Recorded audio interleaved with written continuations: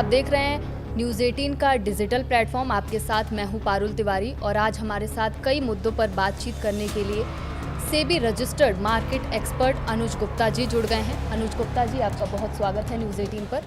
सबसे पहला मेरा सवाल यही रहेगा कि गोल्ड सिल्वर की जो कीमतें बढ़ गई हैं, क्या वो नीचे आएंगी?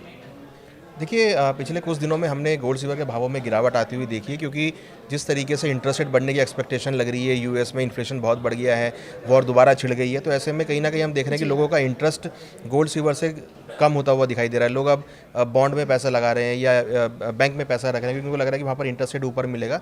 तो उसकी वजह से हम देख रहे हैं कि गोल्ड सिल्वर के भावों में गिरावट हो रही है। इवन अभी हम देखें कि कुछ दिन पहले माननीय मोदी जी ने भी कहा था कि गोल्ड सिल्वर में पैसा आप कम लगाएं, अपने भारत का जो फॉरेन एक्सचेंज रिजर्व है उसको मेंटेन करके रखना है। तो उसकी वजह से भी लोग थोड़ा सा पीछे हटते हुए नजर आए, जिसकी वजह से गोल्ड सिल्वर की डिमांड जो है वो कम होती हुई नजर आई है और भावों में नरमी देखने को मिली है।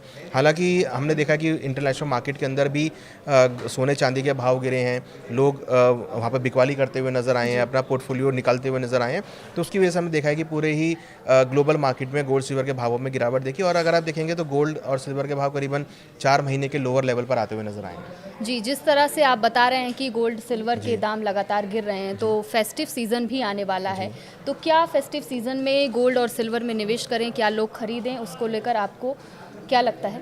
देखिए, हमें लगता है कि भाव काफ़ी नीचे आ गए हैं। अगर आप जनवरी के मुकाबले कंपेयर करेंगे तो भाव सिल्वर के भाव करीबन 60% नीचे आ चुके हैं। गोल्ड का भाव करीबन ऑलमोस्ट 20-30% नीचे आ चुका है। तो हमें लगता है कि यहाँ से ज़्यादा डाउनसाइड नहीं है। जिनको फिजिकल लेना है या जिनको फेस्टिवल के लिए लेना है उनके लिए अच्छा मौका है, या जिन्होंने हायर लेवल पर गोल्ड नहीं लिया, वो मिस कर गए गोल्ड की रैली को, तो यहाँ पर मौका है कि आप एक्यूमुलेट कर सकते हैं, धीरे धीरे आप खरीदारी कर सकते हैं। क्योंकि देखिए, फेस्टिवल सीजन में जनरली लोगों की रिक्वायरमेंट होती है खरीदारी करने की, और ऐसे में उनको अच्छा दाम मिल रहा है, तो मुझे लगता है कि उनको लेना चाहिए। क्योंकि अगर हम एक लंबी अवधि की बात करें कि अगर आप 3 से या 5 साल का व्यू लेकर चलेंगे, तो हमें लगता है कि वहाँ पर आपको अच्छे रिटर्न्स देखने को मिल सकते हैं। तो क्या गोल्ड और सिल्वर के दाम 1 लाख से गोल्ड का दाम नीचे आ सकता है? देखिए, ऐसा तो नहीं लग रहा है कि 1 लाख के नीचे दाम आएगा, क्योंकि अपनी एक उसकी वैल्यू होती है और वैल्यू पिछले कई सालों में इंक्रीज़ हुई है। और हमने देखा है कि जब भी गोल्ड इंक्रीज़ होता है तो कहीं ना कहीं आके एक सेटल होता है। तो अभी हमें लगता है कि ज़्यादा डाउन नहीं आएगा, कहीं करीबन 1.20-1.30 के आसपास भाव आके रुक सकते हैं, ठहर सकते हैं। मीन्स अगर हम बात करें डॉलर वाइज तो करीबन $3500 या $3800 के आसपास आके रुक सकते हैं, तो वहाँ पर एक्यूमुलेशन हो सकता है। बट मुझे लगता नहीं है कि 1 लाख के नीचे भाव आते हुए नजर आएंगे, क्योंकि लोगों ने काफ़ी इन्वेस्टमेंट किया हुआ और जो भी डिप मिलता है वहाँ पर लोग इन्वेस्टमेंट भी करते हैं। तो अगर भाव नीचे आएगा भी तो वहाँ पर आपको एक अच्छी रिकवरी भी देखने को मिलेगी। जी, और युद्ध जैसे जैसे भड़क रहा है, तो युद्ध का क्या असर देखने को मिलेगा सोने और चांदी के भाव पर, इसको लेकर भी जानकारी बताइए। देखिए, अगर हम बात करें युद्ध की, तो युद्ध अगर हम देखें तो एक मिडल ईस्ट में युद्ध फैलता हुआ नज़र आ रहा है, गल्फ़ के अंदर युद्ध फैलता हुआ नज़र आ रहा है। और सबसे बड़ा अगर आप देखेंगे तो डिमांड हम गल्फ़ से देखते हैं, वहाँ पर अगर युद्ध होगा तो कहीं ना कहीं जो डिमांड है वो कमज़ोर पड़ती हुई दिख रही है। हमने यही देखा है कि वॉर के बाद जो गोल्ड की डिमांड है वो कमज़ोर पड़ती हुई नज़र आई है, सिल्वर की डिमांड है वो कमज़ोर है। लोग अभी इन्वेस्टमेंट की तरफ नहीं जा रहे, लोग सर्वाइवल की तरफ जा रहे हैं कि एटलीस्ट वो अपने कैश में बैठें, जिससे कि अगर युद्ध होगा तो वो कहीं भी अपने को शिफ्ट कर सकते हैं। तो इस वजह से हम देख रहे हैं कि गोल्ड सिल्वर में बिकवाली देखने को मिली है। तो अगर ये युद्ध होता है और अगर दोबारा से ये युद्ध की कंडीशन अगर दोबारा से होती हैं, तो कहीं ना कहीं फिर आपको दोबारा से बिकवाली देखने को मिलेगी। तो कहीं ना कहीं लोगों का एक माइंड सेट चेंज हो जाता है कि भाई अब अभी तो युद्ध हो रहा है, अभी आप वेट कर लो, आप दूसरी एसेट क्लास में चले जाओ, या अपने एसेट को बेचकर आप कैश में बैठो, जिससे कि आप उसको आगे यूज़ कर सको।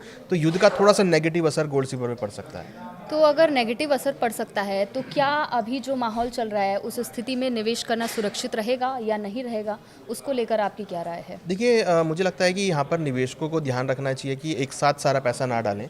जो भी करेक्शन आ रही है, जो भी उनको लोअर लेवल मिल रहे हैं, वहाँ पर वो ऐड करते चले, एक्यूमुलेट करते चलें। क्योंकि देखिए, गोल्ड सिल्वर एक लंबी अवधि का प्रोडक्ट है। ऐसा नहीं है कि शॉर्ट टर्म में आपको रिटर्न मिलेंगे। अगर आपके पास अगर आप व्यू बना के चल रहे हैं कि आपको 3 से 5 साल का व्यू बना के चलना है, आप एक लंबी अवधि के लिए इन्वेस्टमेंट कर रहे हैं, तो आप छोटी छोटी क्वांटिटी में ऐड कर सकते हैं।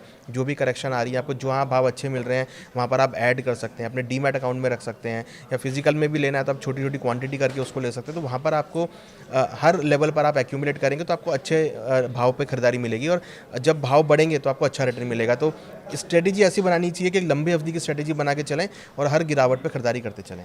जिस तरह से ईरान और अमेरिका के बीच युद्ध लगातार बढ़ता ही जा रहा है, वार पलटवार की स्थिति बनी हुई है और लगातार वार पलटवार हो भी रहा है, तो ऐसी स्थिति में क्या गोल्ड और सिल्वर के दाम और बढ़ सकते हैं? देखिए या गिर सकते हैं? सेफ हेवन डिमांड होती है जो आ सकती है, और अगर देखिए अगर ये वॉर चलेगा तो यहाँ पे देखिए थोड़ा सा एलोबरेट ये है कि अगर वॉर होती है तो जी। इन्फ्लेशन बढ़ेगा, और इन्फ्लेशन बढ़ेगा तो महंगाई बढ़ेगी तो कहीं ना कहीं इन्फ्लेशन को हेज करने के लिए गोल्ड सिल्वर की डिमांड बढ़ती है। तो अभी शॉर्ट टर्म में तो नहीं, बट हाँ लॉन्ग टर्म में अगर ये इन्फ्लेशन कंट्रोल रहा, इन्फ्लेशन अगर बढ़ता रहा, तो फिर एक सेफ हेवन डिमांड और एक हेज अगेंस्ट इन्फ्लेशन की डिमांड आपको गोल्ड में देखने को मिलेगी। जी। तो शॉर्ट टर्म में शायद उतना आपको एप्रिसिएशन देखने को ना मिले, बट अगर आप लॉन्ग टर्म के लिए इन्वेस्टमेंट करते हैं तो वहाँ पर आपको अच्छे रिटर्न मिल सकते हैं। तो इसलिए मैं कह रहा हूँ कि अगर आप गोल्ड सिल्वर में पैसा लगा रहे हैं तो एक लॉन्ग टर्म का आप विजन बना के चलें कि लॉन्ग टर्म में 3 से 5 साल में आपको अच्छे रिटर्न्स मिल सकते हैं। और युद्ध से रिलेटेड ही एक और क्वेश्चन है मेरा कि क्या अगर $100 पहुंच जाता है कच्चे तेल की कीमत, तो पेट्रोल, डीजल, रसोई गैस पर उसका क्या असर पड़ेगा? देखिए क्रूड अगर आप देखेंगे तो अभी हमने लेटेस्ट देखा था कि $120 तक गया था, जी। वहाँ से भाव करेक्ट हुए हैं नीचे और $60 तक आ गए थे, वापस अब भाव $80 के आसपास आ गए हैं। तो देखिए यहाँ पर क्या है कि अगर क्रूड का भाव वापस $100 के ऊपर जाएगा तो फिर वो चिंता की बात होगी वहाँ पर। अगर दूसरी बड़ी बात की अगर स्टेट ऑफ हॉर्मुज बंद हो गया तो वहाँ पर फिर सप्लाई का इशू आ सकता है, जिसकी वजह से रसोई गैस में इशू आ सकती है, जिसकी वजह से क्रूड की सप्लाई में इशू आ सकता है, तो दोबारा से वो किल्लत हो सकती है।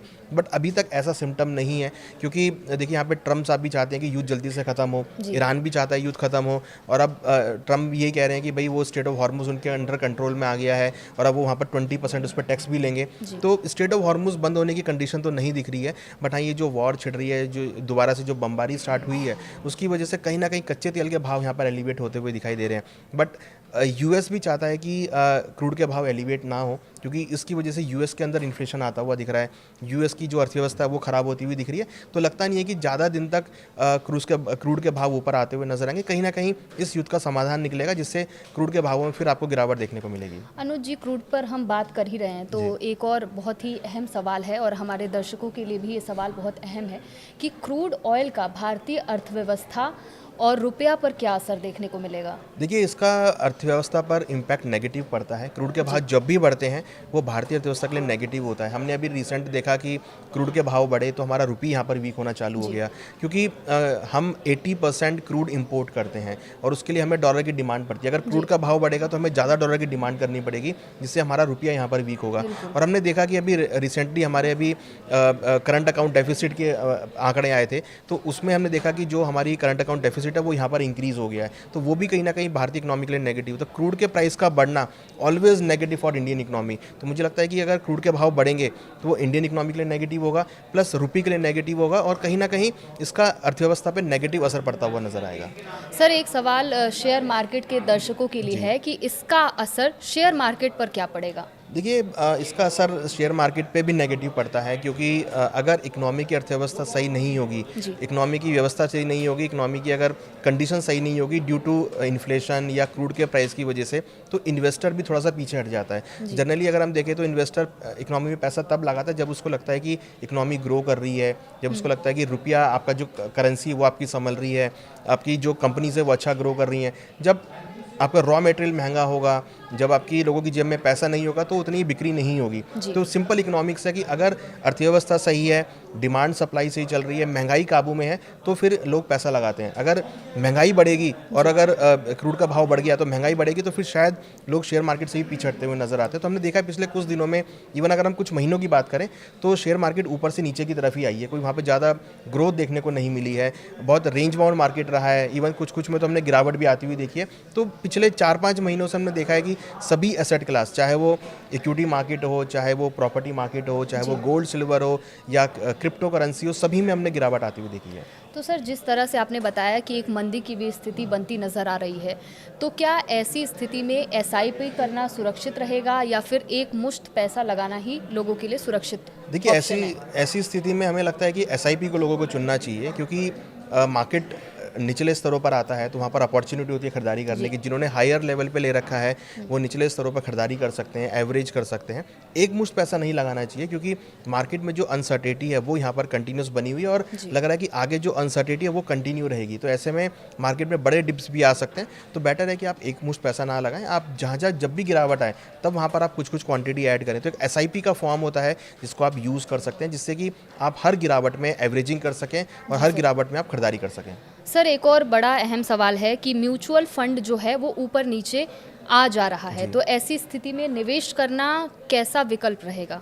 देखिए, जब भी अनसर्टेनिटी होती है तो मार्केट में उतार चढ़ाव होता है, और मार्केट में उतार चढ़ाव की वजह से शेयर मार्केट ऊपर नीचे होता है, और जनरली म्यूचुअल फंड का इन्वेस्टमेंट शेयर मार्केट में रहता है। तो जब शेयर मार्केट ऊपर नीचे होती है तो म्यूचुअल फंड भी ऊपर नीचे होते हैं, तो ऐसे में उनकी जो वैल्यूएशंस होती हैं वो कभी बढ़ जाती हैं, कभी घट जाती हैं। तो जनरली हमें लगता है कि ऐसे में ऐसा म्यूचुअल फंड चुनना चाहिए जहाँ पर आपको एक स्टैग्नेंट मूवमेंट मिले। जैसे अगर हम बात करें तो आप इक्विटी फंड में जा रहे हैं तो यहाँ पर आपको बहुत उतार चढ़ाव देखने को मिलेगा। अगर आप ग्रोथ फंड में जा रहे हैं तो आपको वहाँ पर आपको स्टैग्नेंट देखने को मिलेगा। जनरली देखते हैं जब भी अनसर्टेनिटी होती है तो लोग जनरली फिक्स्ड इनकम वाले प्रोडक्ट में चले जाते हैं। तो ऐसी स्थिति में जब आपको दिखे कि भाई अनसर्टेनिटी है तो आप अपने पोर्टफोलियो को शिफ्ट करके फिक्स्ड इनकम वाले प्रोडक्ट में जा सकते हैं, या फिर गवर्नमेंट बॉन्ड वाले म्यूचुअल फंड में शिफ्ट कर सकते हैं। तो फिर एक शिफ्टिंग का ऑप्शन होता है। तो आप जब भी अनसर्टेनिटी लगे तो इक्विटी से शिफ्ट होकर आप ग्रोथ वाले फंड में जा सकते हैं, जहाँ पर आपको एक मिला जुला आपको एक फिक्स्ड इनकम मिलती है वहाँ पर आपको। सर आपका बहुत बहुत शुक्रिया जानकारियाँ साझा करने के लिए, क्योंकि ये जानकारी हमारे दर्शकों के लिए बहुत अहम है और उनके लिए बहुत लाभदायक भी साबित होगी कहीं ना कहीं। और ये हमारे साथ मार्केट एक्सपर्ट अनुज गुप्ता जी जुड़े थे, जिनकी जो सेबी एक्सपर्ट भी हैं और जो मार्केट में निवेश करें या नहीं करें, गोल्ड में निवेश करें या नहीं करें, उसको लेकर आपको जानकारी बता रहे थे। और अभी के लिए राजस्थान डिजिटल में इतना ही, और आगे भी ऐसी ही जानकारी साझा करते रहेंगे। नमस्कार।